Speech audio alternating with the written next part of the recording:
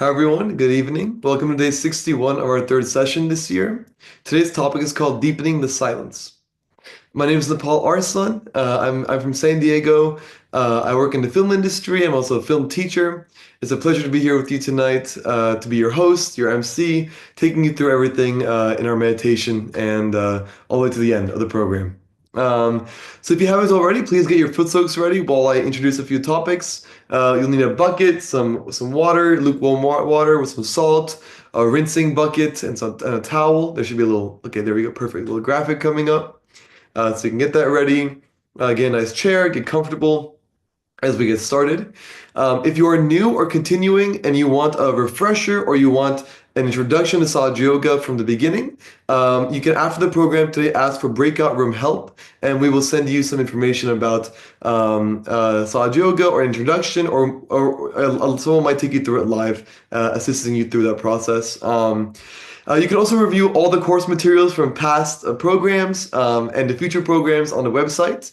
And so you can always find all our sessions recorded along with the handouts and materials on the website. At the end of the program, you can also request a mentor, or if you already have a mentor, you can request another mentor at the end of the program. Tuesday's topic is called Not Reacting, and today's topic is being in Sahasrara. If you don't know, that's the seventh chakra, and we're going to talk all about it and try to feel this seventh chakra's ability to soothe us and feel its nurturing nature. So on the agenda today, we're going to talk about the Sahasrara. We're going to get to know all about it and what it means to be in that state of thoughtless awareness. We're going to go through a guided meditation and a footsook by one of our presenters. We're going to listen to a talk by Shri Mataji. We're going to go through some beautiful music and meditation combined through a wonderful live musician. I'm going to come back to take you through another short meditation, and then we're going to bring everyone back here, open our cameras, and do a live Q&A, talk about a few things, answer some questions, and get to interact with you. And so now I'm going to request the presenters and the musician to please turn on your cameras and come on with us.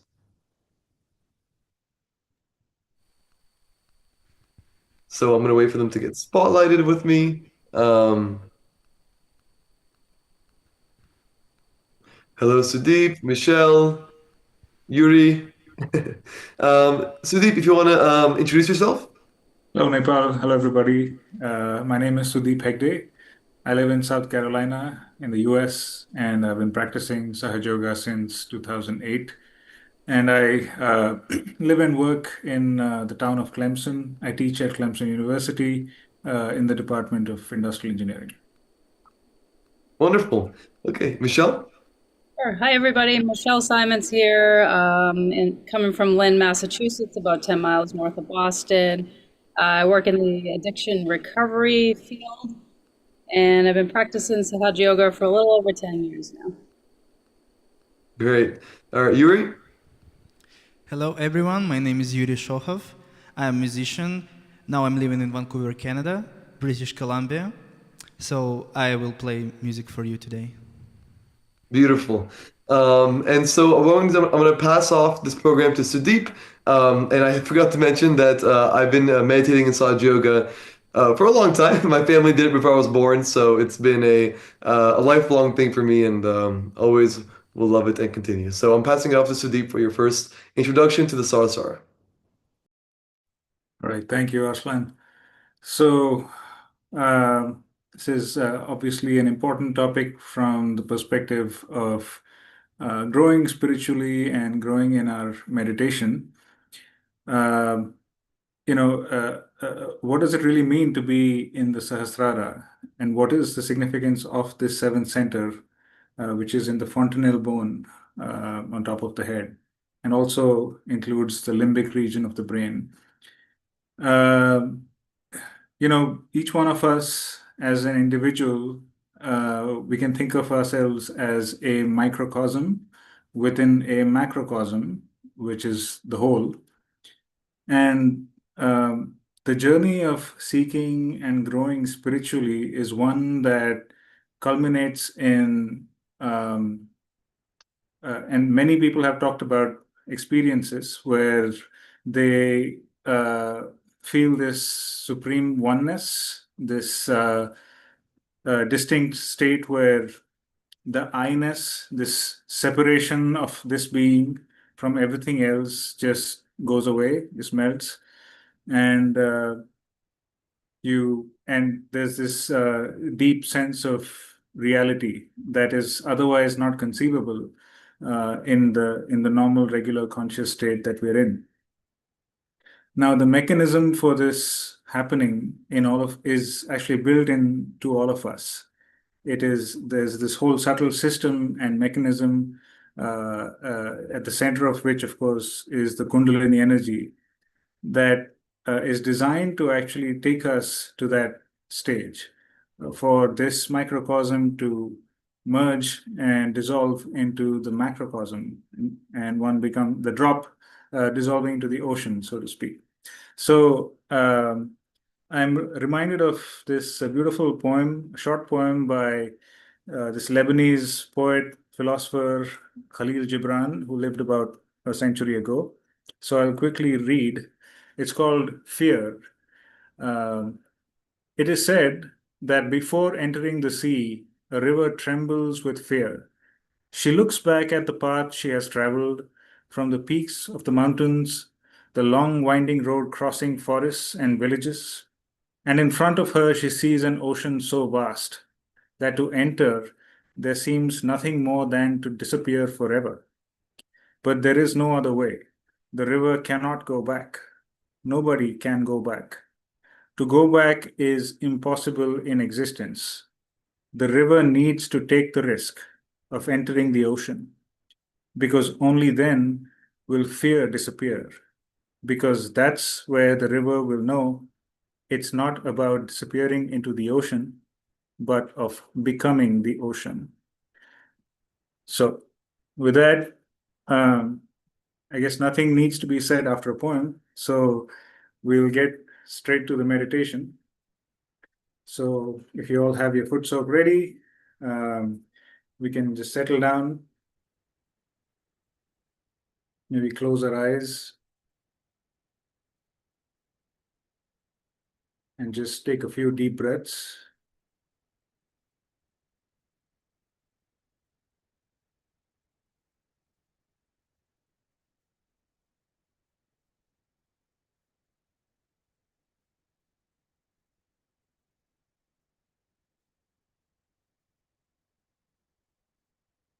Let us become aware of how we are feeling, the state of our breathing, how we are feeling on our hands, across our palms,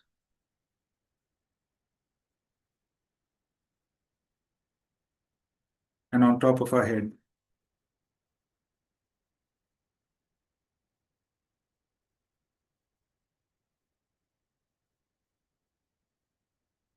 Let us allow the attention to slowly shift from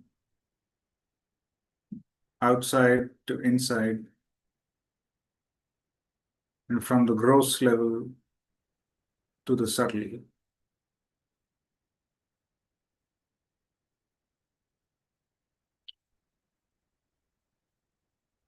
With that, we'll begin by raising the Kundalini energy 3 times. So the left hand goes up, the right hand wraps around it. We bring the energy over the head and tie a knot to establish it there. We'll do this 2 more times. The second time, 2 knots.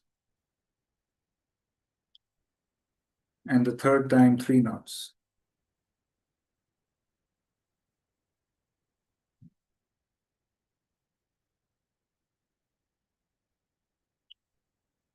Next, we're going to balance ourselves at the level of each of the 7 chakras, working on our energy fields, the energy fields that surround the chakras. So let's bring the right hand near the left hip, raise the energy of the left, bring it over to the right, all the way down, and raise the energy of the right with the same hand and bring it down the left. So we'll make this pair of arches 6 more times. balancing each of our chakras one by one.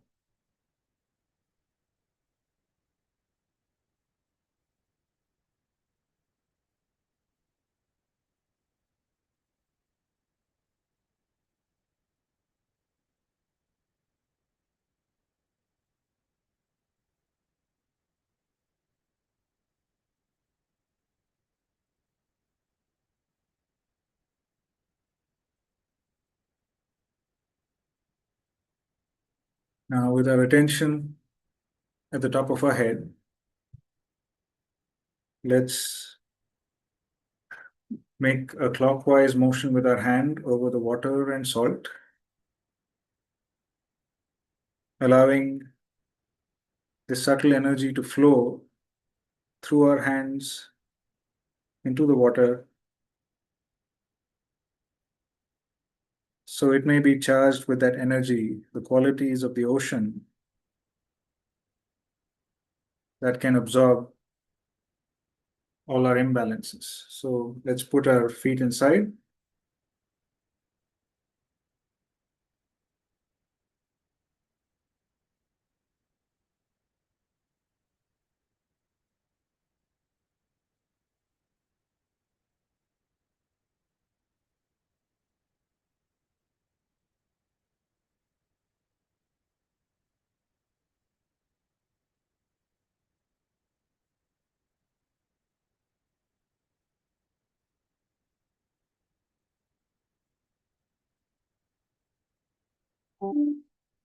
And let's put the right hand towards the earth by our side.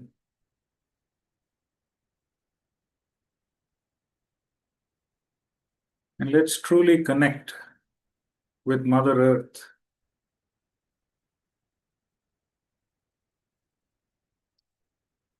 With a sense of humility and gratitude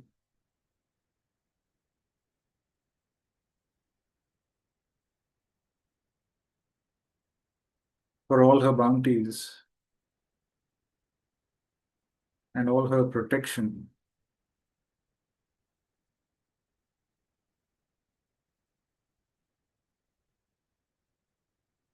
Let us surrender to her immense power.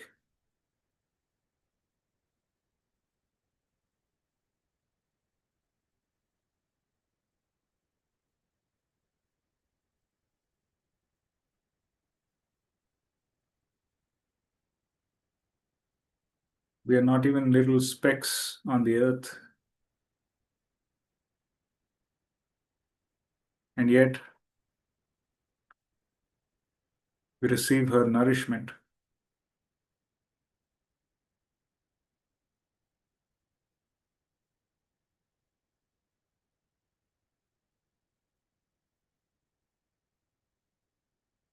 So let's humbly appeal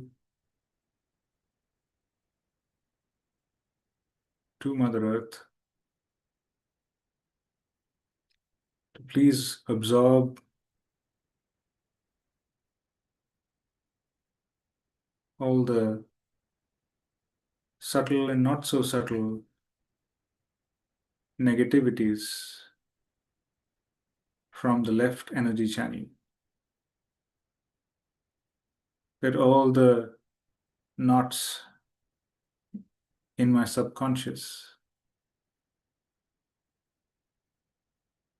be released, be undone.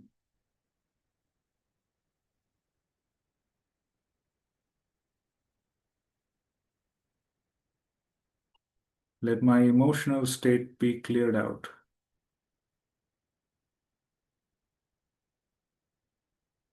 Of all that is unnecessary.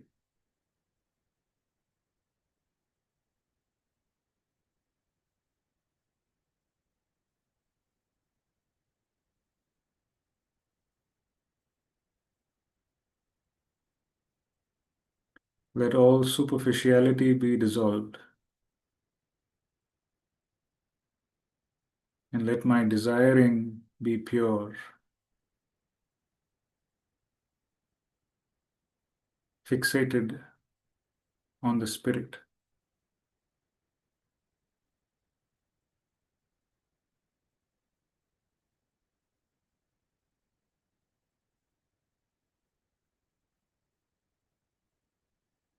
detached from all the conditionings of the past, from the grip of memories and emotions.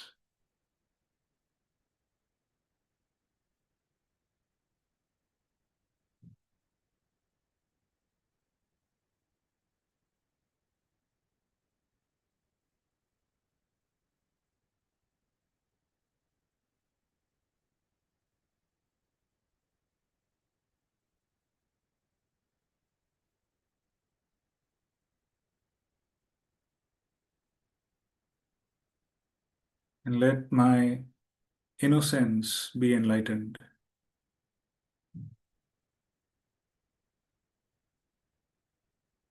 Which is the quality of the first chakra, the foundation of our subtle system.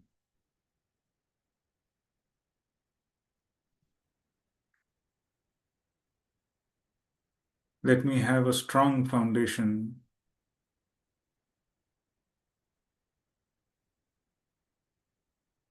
to support my growth.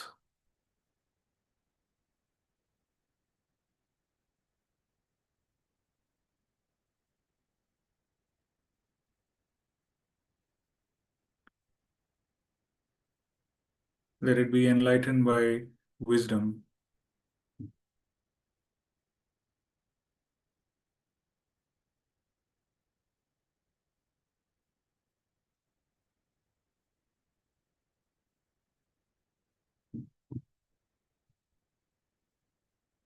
Let me feel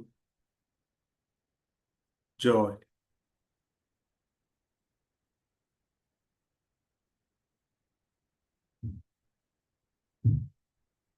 Let's bring the right hand back on our lap. We'll raise the left hand upward, palms facing backward.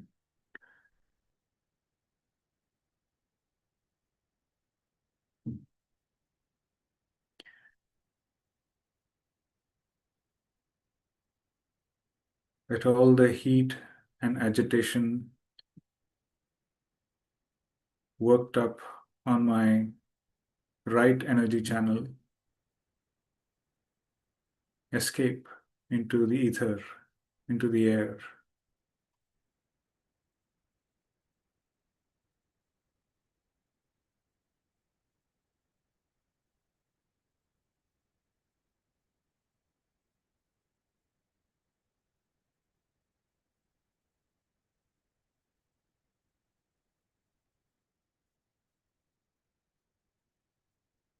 Let me not be identified with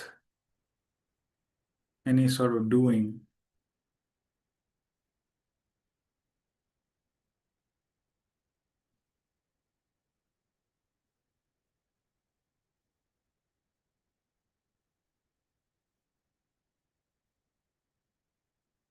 Oh divine, you are the doer.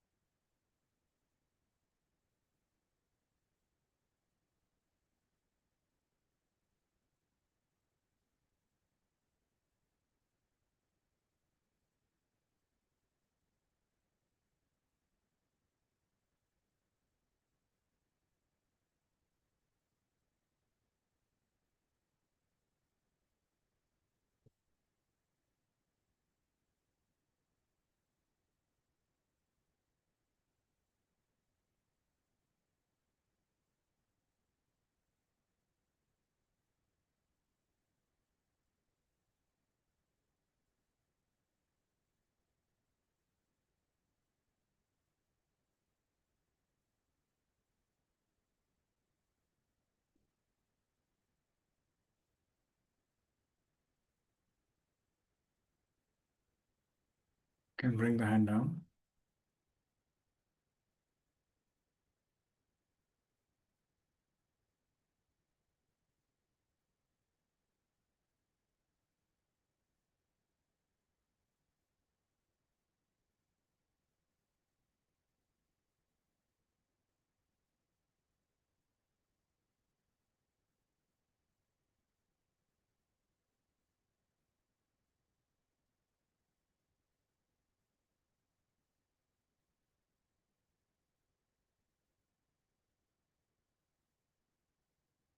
Let us notice how we are feeling on our hands.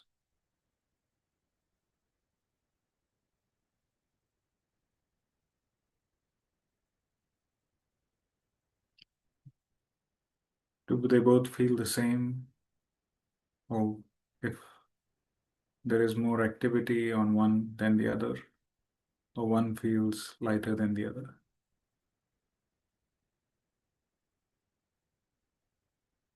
We can put both our hands towards the earth.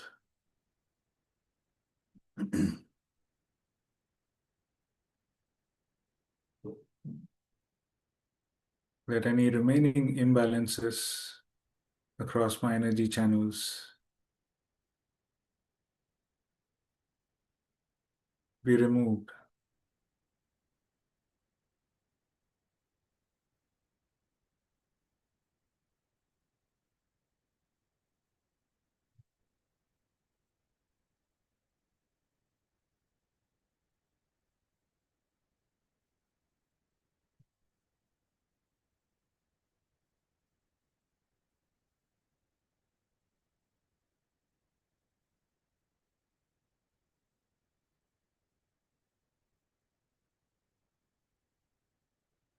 We can bring our hands back.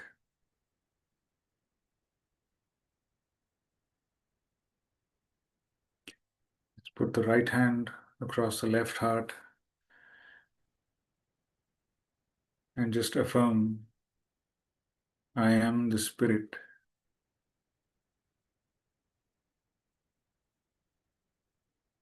I am not identified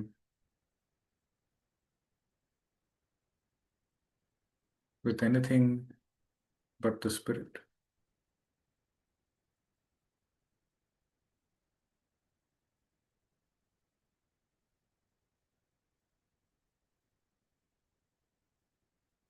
Spirit is truth.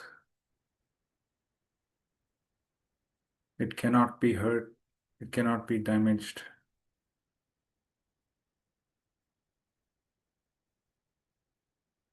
It is eternal.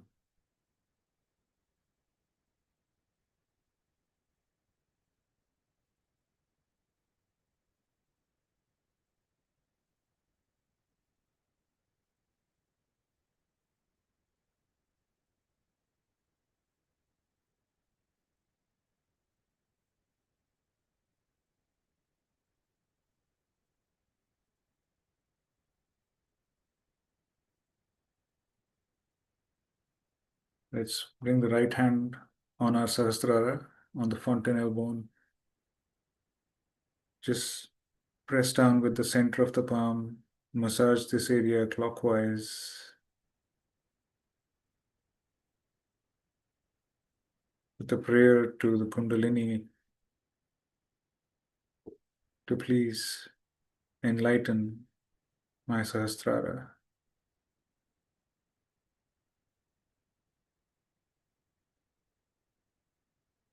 Please give me that oneness with the whole.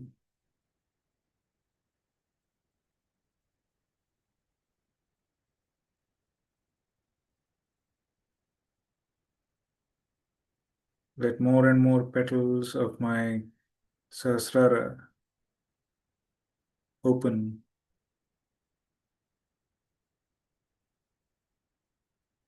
so the full potential and the full powers of the Sahasrara be manifest.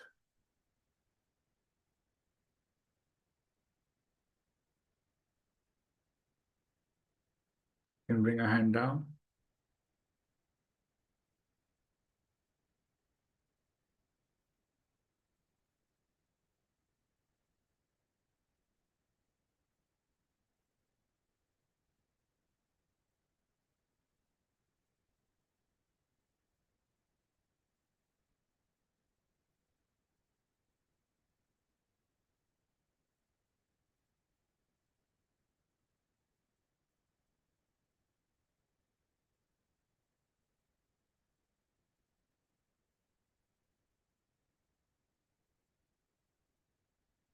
With that, let's conclude the foot soak. You can take out the feet one by one, rinse them off. and set the bucket aside.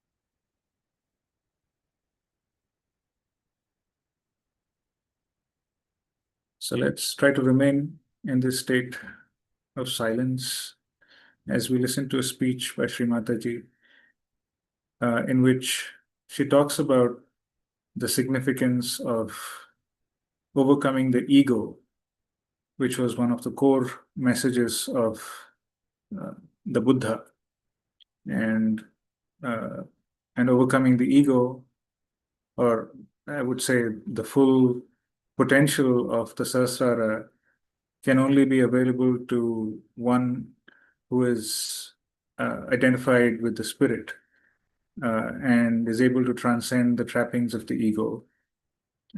So let's listen to the talk.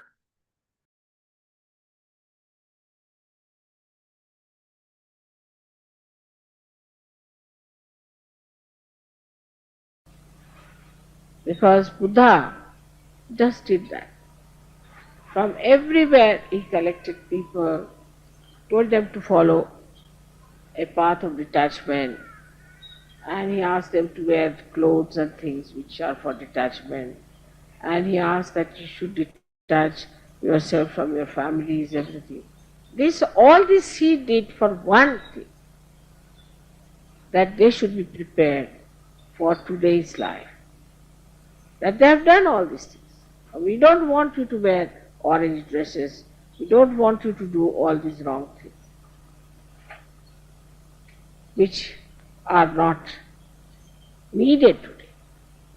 They were all right in those days, but today they are wrong because they are not needed. When it is not needed, why should you carry on your head? Like the other day, I saw somebody carrying a big boat on his head.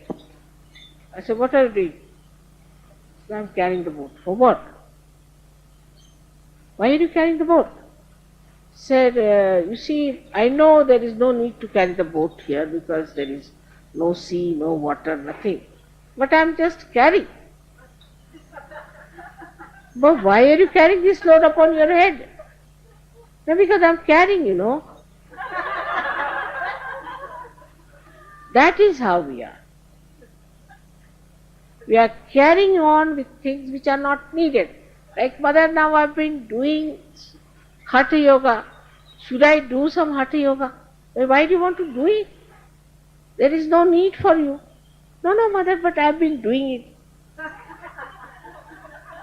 Do it now, what to do?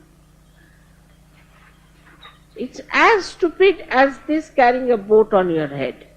That whatever is not needed, unnecessarily wasting your time. I'm used to this, Mother, I used to do this, so I must do it.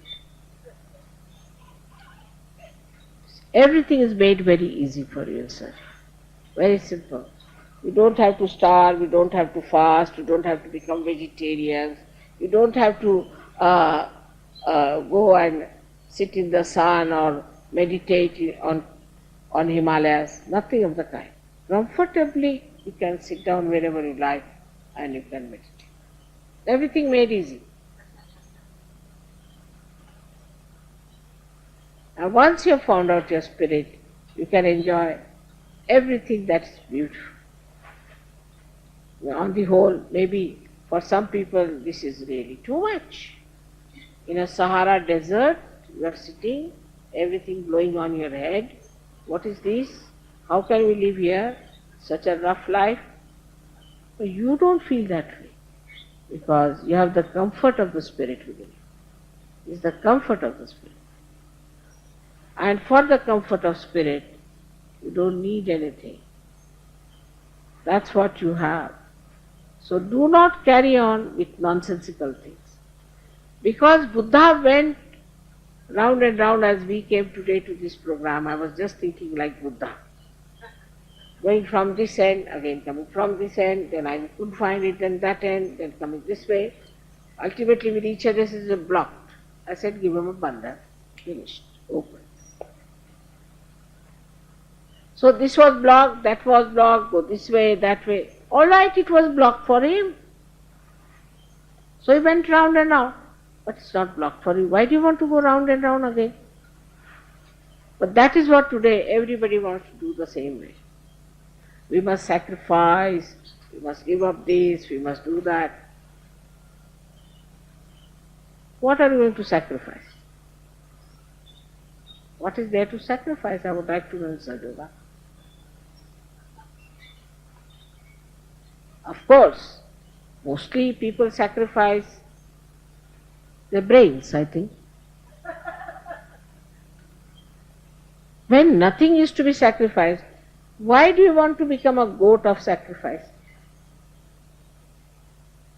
So from Buddha's life, you don't have to learn that he went in the jungles and he did this and he did also renunciation, he gave up his wife. No, that's not needed now. That's over.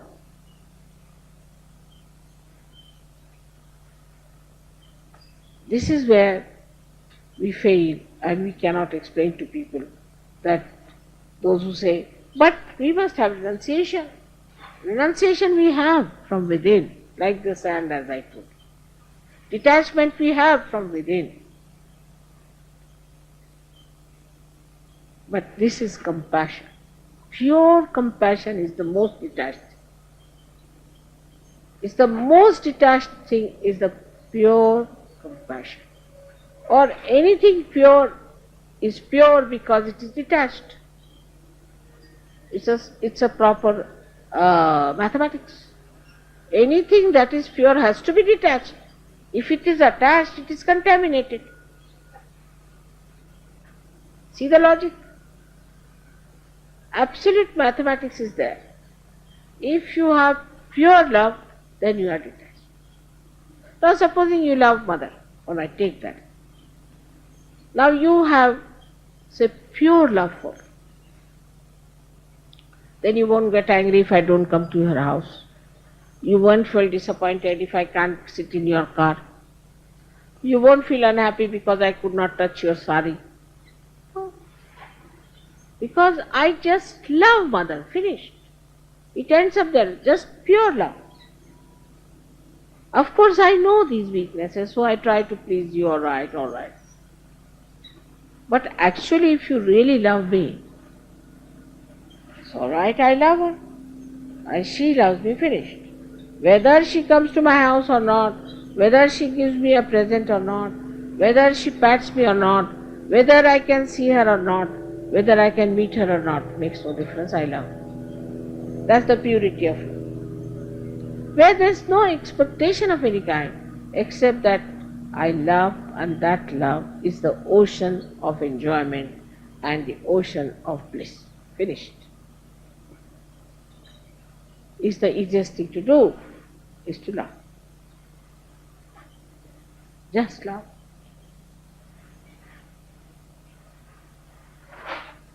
How your heart is like an ocean. I just love. The sea is not attached to any shore. When it has to come, it comes out. When it has to go back, it goes. When it has to give water for the rain, it gives. The water goes as the clouds are formed, then the water falls as rain. Again it comes back to the sea. It doesn't stop anywhere. In the same way, if we just think, is the feeling I have that I love mother, what a feeling it is. That should be the end of everything, absolutely. I feel the same way, otherwise I would be feeling every day guilty.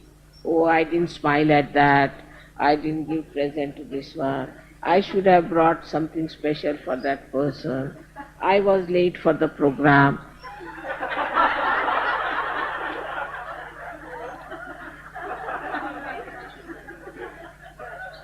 But I don't feel guilty because it's all managed. If I had come earlier, all these hecklers would have been there to trouble us. So all the horrible people disappeared and we had the right people. Then I sat down through. I didn't say I'm going back. There is no need to be nervous. If mother is late, there must be some plan. If she is early, there must be some plan. If she is going by this plane and not by the other, there must be some plan. Not to doubt it. If she is doing something, must be some plan. You know, mother has her own plans. It's a nice idea to think like that. She has her own plans, you know. Once you start feeling that way, such security and such beautiful peace will spread in your being and you will be quite satisfied. Now everybody brings food for me. Look at that. When I see that, I get a fright, Baba.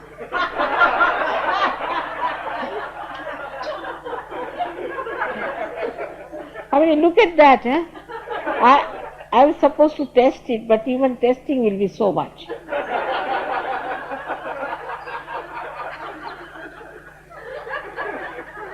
But I have to eat, you know, because if I don't touch one of them, then they will think, why didn't mother touch? Must be something.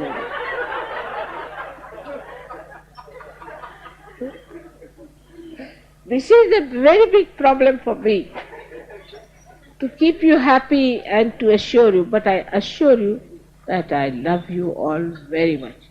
Whether you bring food for me or flowers for me or anything, does not matter. When I am leaving Bogota, my heart is wrenching out. I see the wrench of my heart, I see. Because I am leaving all the new babes there. That's all. Then I just don't want to face, the thing. I feel, oh God, just see, I'm leaving them. But because I love them. So I see, because I love them, I feel it. So even this pain is all right, because I love them. I enjoy that pain, because I love them. And then I come here and see all of you standing at the airport. Whole thing is fulfilled again. Just not because you have come, because I have come to love you.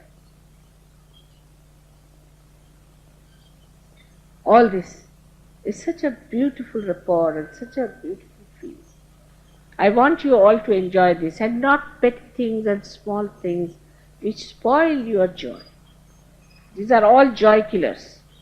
And that's why the greatest joy killer is the ego nonsensical, which tells you, oh, why didn't mother do this or do that? It's the ego part of it. That's why we have to think of Buddha and celebrate his Jayanti within ourselves, to establish him, to say that this ego cannot take away our joy. Anywhere such idea just comes into your head, tell them, now Mr. Ego, I know you very well. In the light of Buddha, you can see your ego very clearly. And he is the killer of your ego. He is the one who finishes off your ego. So today, we have to pray for the whole of America, which is really suffering from this nonsensical, mythical ego, which is being exploited by everyone. People are befooling them, the media is befooling, all the doctors are befooling, all the psychologists are befooling, all the governments are befooling. I don't know, everybody is befooled because they have got ego. If they had no ego, they could not have been befooled. All these advertisements and all these hocus pocus that's going on is because human beings have ego and they can't see. So we have to say, Mother, please take away this curse of ego from Americans and America.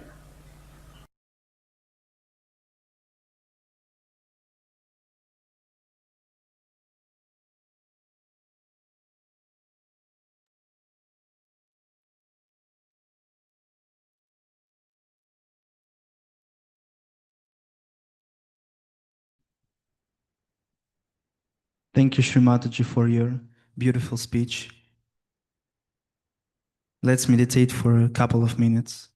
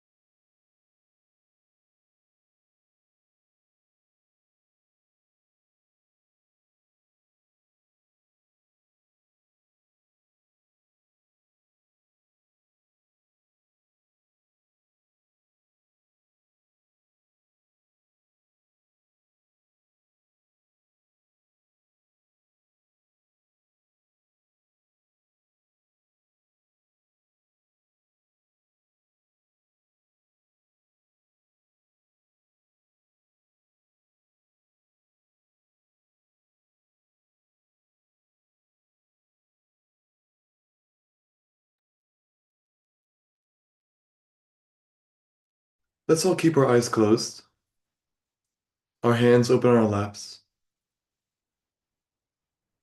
our back straight if it's comfortable for you.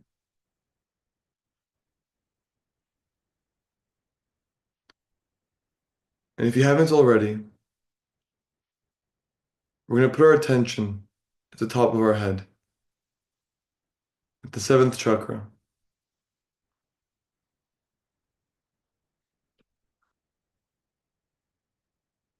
This is our center for integration, where we allow all the different chakras and qualities to rise with the Kundalini and to become one in a state of thoughtless awareness, which is a very special state. The state where you're aware of the past, but you're not dwelling on it. You're aware of the future, but you're not stressing about it. We're here right now, thoughtless and aware.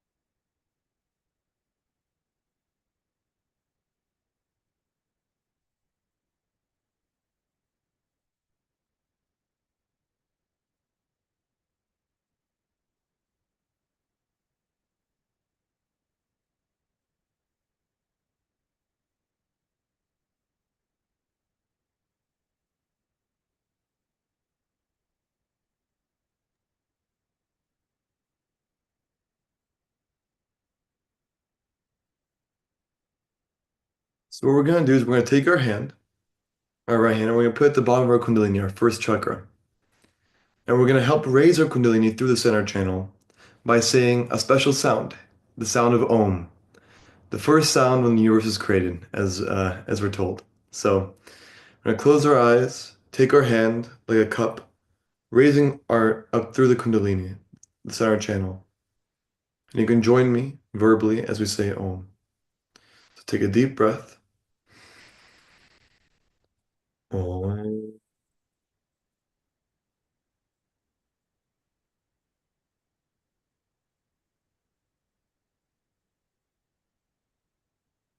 Do it 2 more times. Om.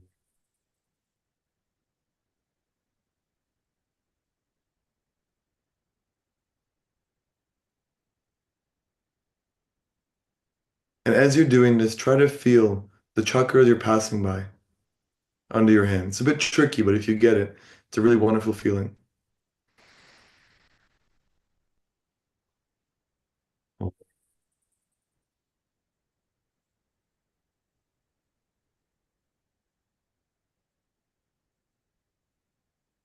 And here we're going to press down top of our head, massaging clockwise,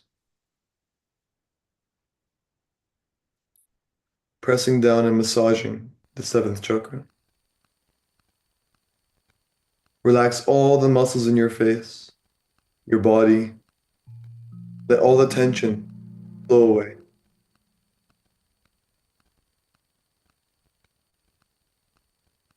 If you can start suddenly hearing your surrounding, the little things, the birds, it's because you're going thoughtless.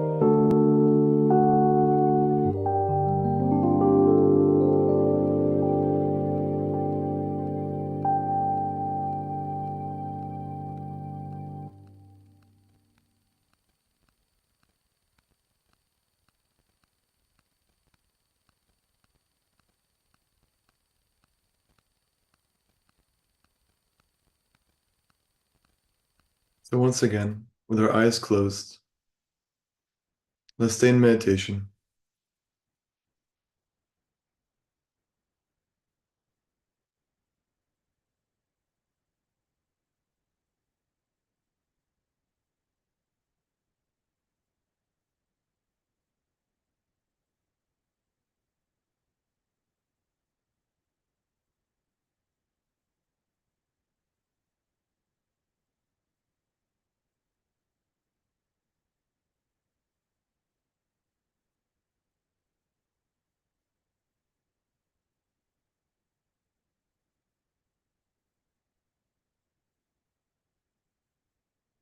I'm going to recite two things for us. The first one is something that we call the morning prayer, something for our Kundalini to keep us in balance with our attention on the Sahasrara. In our hearts, let's say, may I this day be what you'd have me be. May I this day say what you'd have me say. May I this day have love for all mankind. Mother Kundalini, please be in my heart and in my mind.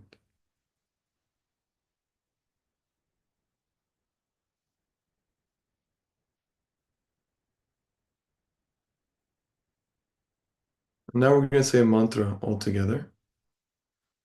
It should be coming up on the screen.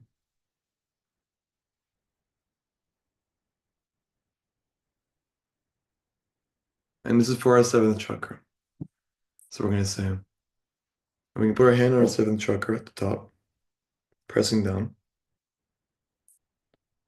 Om Tvameva Sakshat Shri Sahasrara Chakra Swamini Sakshat Shri Adi Shakti Mataji Shri Nirmala Devi Namo Namaha.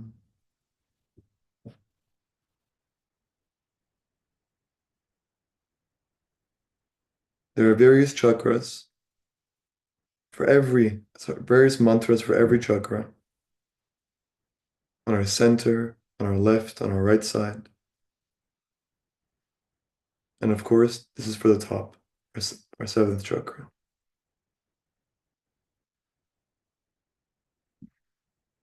Now let's take our hand, let's raise it a few inches above our head. Let's see if we can feel a tether between the top of our head and the palm of our hand. It can go up and down, left and right. It can feel like a cool breeze, a warmth, it could be a tingling feeling. Once you find the spot, you'll know.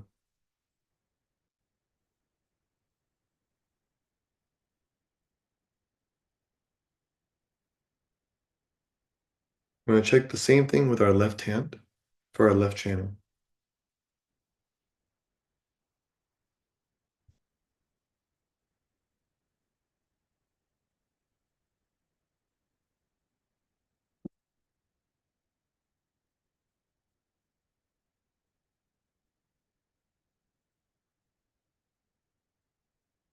Let's bring both our hands to our laps, our hands open, fingers stretched open, like this.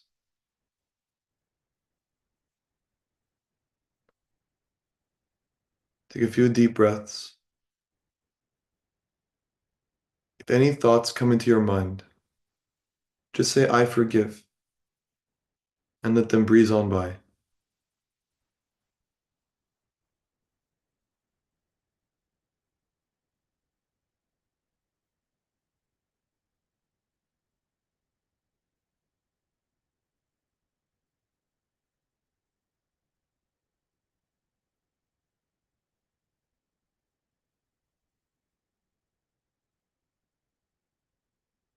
Let's feel a stillness take over our whole body, where all the tension fades. The cool breeze enters our palm. and our fingers.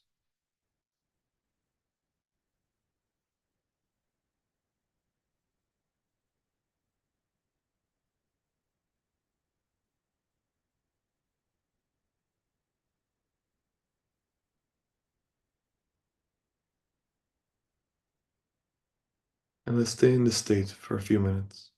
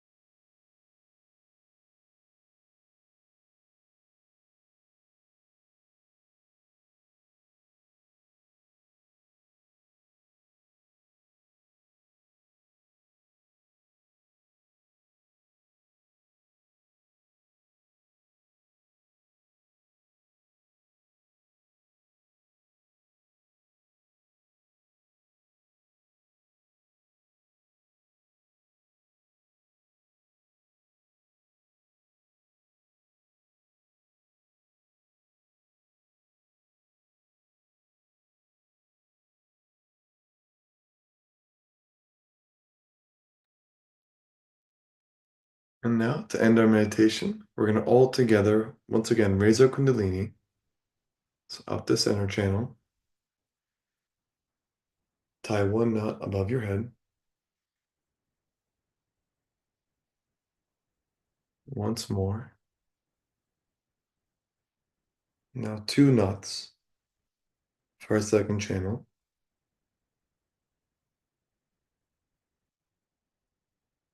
Finally, 3 knots for our third channel. And now we're going to give ourselves bandhan, which means shield. So we're going to go over our heads, from our left channel to our right channel, back over our heads. That's 1. We're going to do this 7 times for the 7 chakras. And if you know where your chakras are, you can put your attention on them as you do this.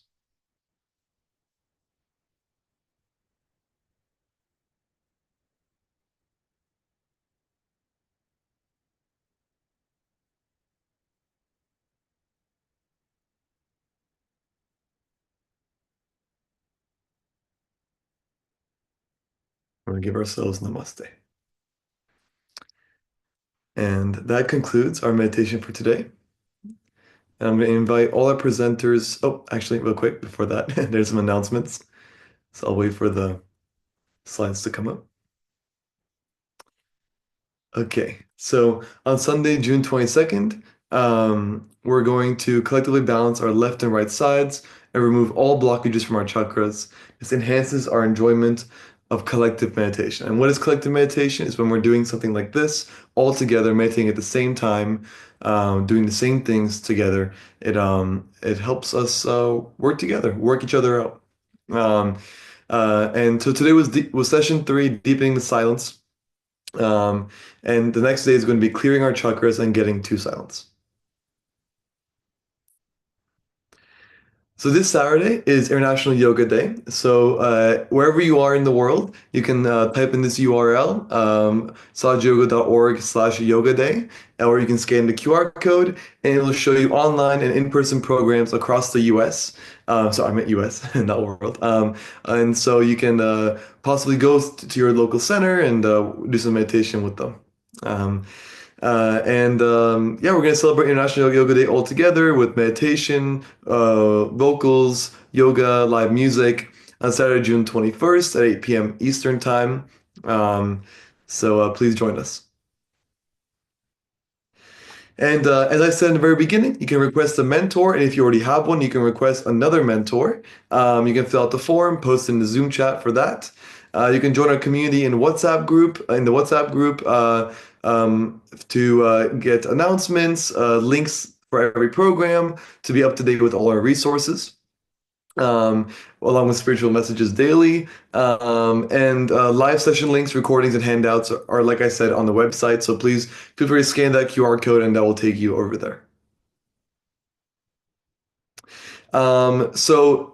This next one on Tuesday, June 24th, is going to be the last session of program in this session. And then there's going to be a 4-week break, and then we're going to come back again on Thursday, July 24th, with the joy of the Spirit. And so this session, the session 3, has been all about going deeper. The next one will be about the joy of the Spirit. How do we apply this to our lives and become joyful, peaceful, and more thoughtful human beings? So ongoing collective foot soaks and meditations are every Monday, Wednesday, and Friday. You can always join those as well. You get through the WhatsApp groups, you'll get information about that, or you can ask us in the chat and we'll send you links for all that information. And they're always at 8:45 p.m. New York time. So now what we're going to do is you're going to write breakout room help to the chat, and we're going to set you up with a breakout room with a Sahaja Yoga teacher, and you can ask me your questions, meditate further, and ease your curiosities and go deeper. Or you can just write to the chat Q&A account, and we're going to send your questions to us, the presenters right now. We're going to answer your questions. Or you can just write straight to us, straight to the MC, which is me, and we'll answer your questions all together. So now we're going to invite all the presenters back onto our program. Michelle and Sudeep. Okay. Perfect. Welcome back. Thank you for a wonderful meditation and information. And Michelle is here for a Q&A. So, all right. Well, let me see what kind of questions we have going here. So please feel free to send them over. Here, okay, we have one right here. Okay. Michelle, would you like to take the first one? It's please share some experiences when you felt you were stuck at the Agya and then got to the Sahasrara. And for all of you that don't know, Agya is our 6th chakra and Sahasrara is the 7th. Yeah, I mean, it's probably more common than not, right? That you can get stuck in Agya chakra. So, like I know that that's happening when I'm reacting, getting frustrated. I'm a very right-sided person, so my default doesn't go to depression. It goes to just irritation. I start moving too fast. Yeah, so those kind of things happen. So I know I'm not in Sahasrara, like when it's like, as I'm going to relate this to like addiction recovery a little bit too, because we talk about like Michelle's will versus God's will. And I know it's like Michelle's will when everything's going wrong, and I'm like forcing things to happen, or I'm getting frustrated with how other people are behaving, all the judgments and that kind of stuff. And I actually have, because I tend to like lean towards ego more than anything else, I actually have like a little reminder, which funny, when I was setting up for this program, like it just like jumped in front of me. Like I keep it on this little board and it just says, "It's not about you." No. And that's kind of like, if you're the personality type that I'm describing, right? Like if you go the other way, that's probably not going to be a helpful thing. But if you're the type that sort of tends to bulldoze your way through life and stuff, it's really important to just like keep my ego in check. I do cold foot soaks, all those kind of things to really, lift the left up and push the right down. And then I can, feel myself more balanced, which I am now from this meditation. Whereas before I was just like, oh, I got to teach tomorrow and I haven't prepped and I'm doing and I'm kind of running around a little frantic. And then, what helps? Ice, cold foot soaks, jump in the ocean if you can, all that good stuff. So. Yeah, I'm definitely like you. I have my left-sided days, but I definitely go on the right side more often. and that leads me to just working with no point or purpose, to a point where I'm working on things that have no benefit to anything. Yep. And that's just my overworking nature, to kind of cope with whenever I'm stressed out, and totally on the same page. um, Sudeep, do you have anything you want to add to that question? No Agnya problem, actually. I'm just kidding. The way my Agnya, I mean, the Agnya works in multiple ways, because the ego and the superego are both there, and each one has its manifestations in all of us, but to varying degrees in each person. So one of the ways in which it has always played out, which I've uh, which I think is hopefully subsiding, is overthinking. When you think too much about things, and you get trapped in doubt, uh, and you lean too much towards rationalizing and reasoning, as much as it is helpful to in some of the practical aspects of life, it can keep you from going to that next step, and sort of really diving into the depths of the Sahasrara, so to speak.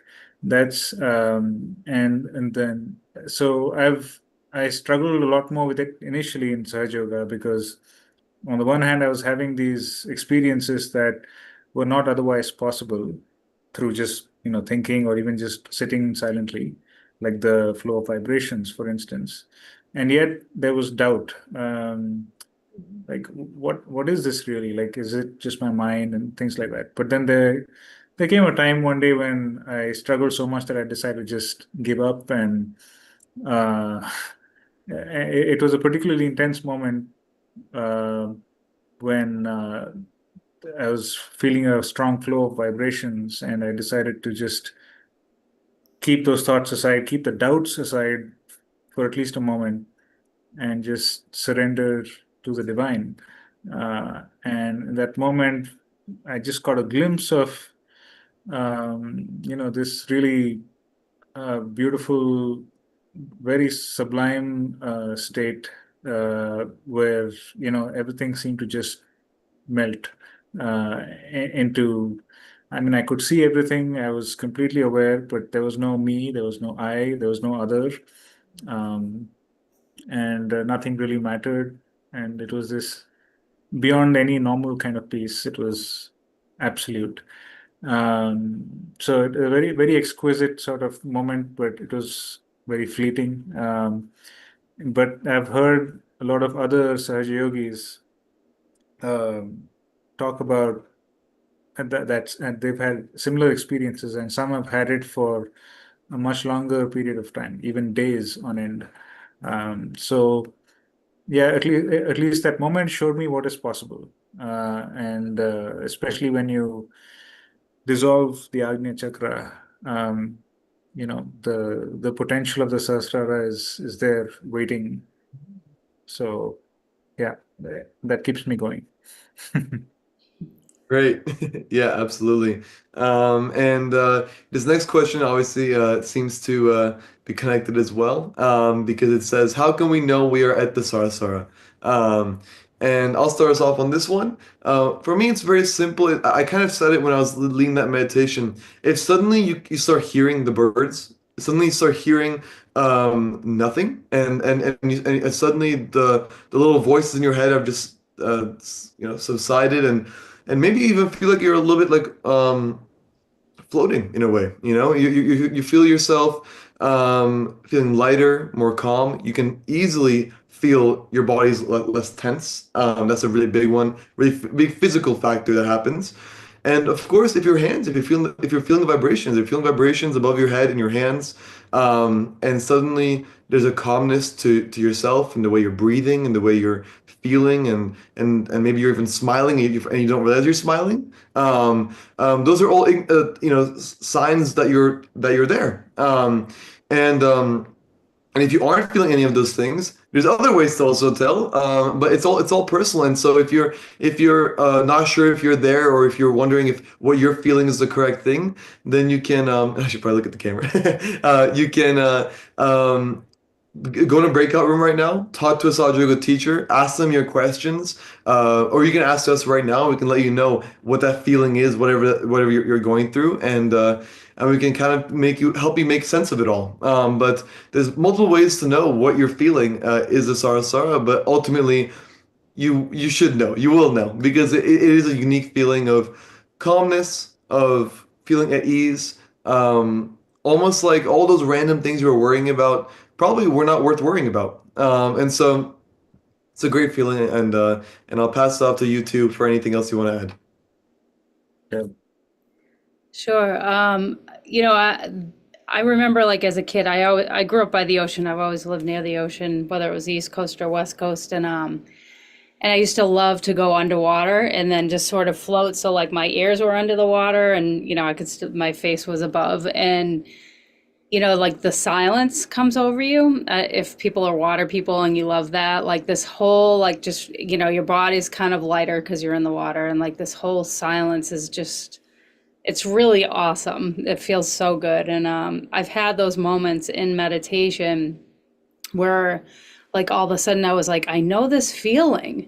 It was like a really familiar feeling that, it was, and I finally like sort of pinpointed it that it reminded me of like when I was a little kid and I would be in the water, and that was like my favorite place to be. Like, it didn't even matter if it was freezing. Like, I love just being in the ocean, and you just get that like everything just goes silent, and it's it just feels so good. So yeah. Wow. Absolutely. Is there anything else you want to add on, Sudhi? No, I think it's also the Sahasrara has also been called the thousand petal lotus in many traditions, and most of us, I guess, have had only a fraction of those petals open through strands of the Kundalini that have come up, and and being in the Sahasrara, I think manifests itself in so many ways. There are internal experiences, and then there are external ways in which it shows, like how when you are in your Sahasrara, a difficult situation around you might just resolve on its own when you just go to that state of surrender, because we're all connected and we're to things around us, to each other, in ways that we cannot perceive with the five senses. And but then with the opening of the Sahasrara, that connection is activated. So there's so many ways in which being in the Sahasrara is acts out.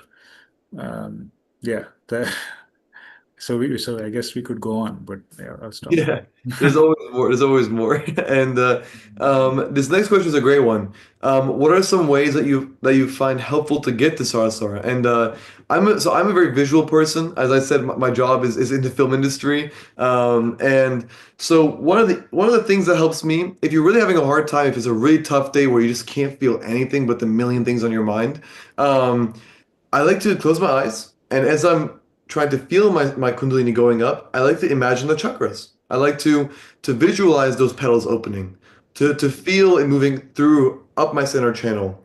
And when doing this, there's a chance, which it happens to me very often, where suddenly I will feel it. I will feel the Kundalini going through those petals, through those chakras, up until the very top.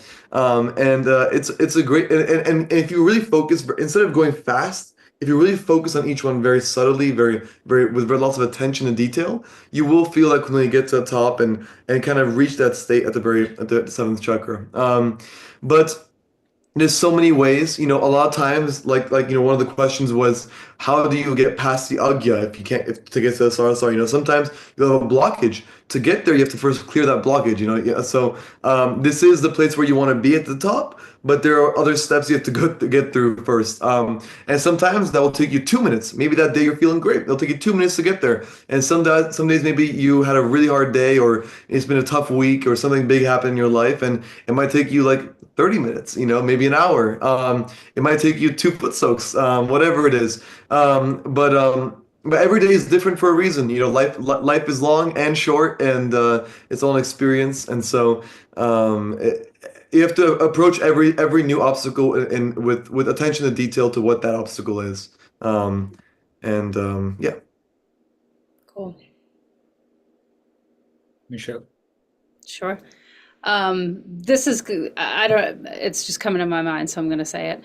And there's been times where, you know, I've done like Sahaja Yoga seminars and things like that, which eventually people will probably hear about as time goes on. But after like a few days of spending time with all, you know, with Sahaja Yogis meditating, something shifts. Like all of a sudden, you know, like there's this new like joy and like excitement and fun, and I just feel so free. And that it's crazy because in this life that we live in this modern world and all the stuff we're bombarded with, it's, you know, I'll speak for myself. I find it really hard to get to that state, like at home doing my day-to-day life. But when we, you know, when we take the time to go to some of these seminars and meet with other Sahaja Yogis, even if you have some people around you, meditating together with them, spending some time doing little workshop stuff, it's amazing. Like, because you'll come home and like be flying for like a week, and then, you know, and then you kind of crash and burn again. It's like, oh, where did that go? That feeling was so great. So, but it's, you know, give yourself a chance, you know, give yourself some time. If you're not feeling it, whatever, even if you feel like 0.001% better than you did before you started, that's something to grow on, right? Like just focus on that piece and then keep going.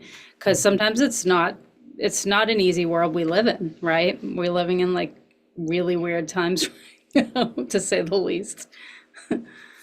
So yeah. Yeah. I mean, you know, the clearer your chakras are and the more balanced your system is, the easier it is to be in the Sahasrara.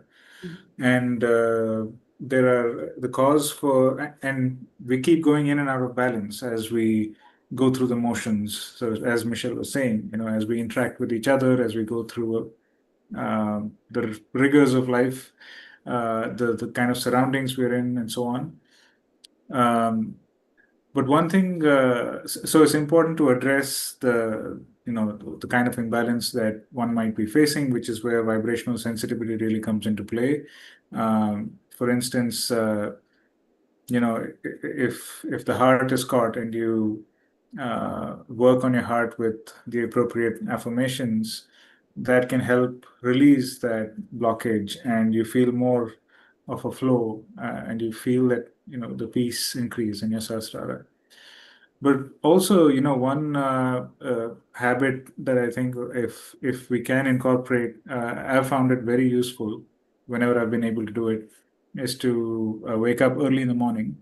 And by early, I mean somewhere between 4 and 5 a.m.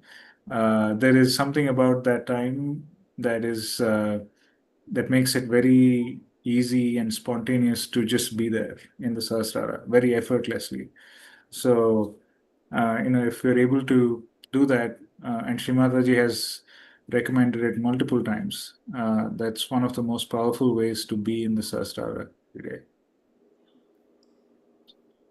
I love how Nepal laughed when when you said that. It'll come, Nepal, in time. As you age, you'll see. Yes, yes. Nepal, you're on mute. Yeah, yeah. You're on mute, You're Nepal. muted, Nepal. No, I was just saying I laugh because it really is the best feeling. But it's so difficult to achieve. Waking up I at know. 4 or Yeah. 5 a.m. And the days when I used to be able to do it, I don't know, I guess recently things got more intense in life, but it really would it's the most amazing thing. You wake up with the birds, you wake up with nature, with the world, and you can just, I mean, with the sun. And so it really is the best way to start the day and to clear yourself out with this silence. It's really beautiful. Yeah. Yeah. Well, that's gonna be the end of our session for today. Thank you, Michelle. Thank you, Sudeep. Thank you, Yuri. And we'll see you all soon. Thank you so much. Yeah. Thank you. Hi, everybody.